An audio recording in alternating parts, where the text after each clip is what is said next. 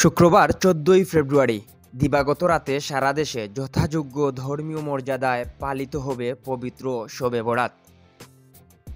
হিজরি সালের শাবান মাসের ১৪ তারিখ দিবাগত রাত্রি মুসলমানরা শবে বরাত বা সৌভাগ্যের রজনী হিসেবে পালন করে থাকেন। এই রাত্রি লাইলাতুল বরাত হিসেবেও পরিচিত। এই রাতে বান্দাদের জন্য অশেষ রহমতের দরজা খুলে দেন মহান আল্লাহ তাআলা।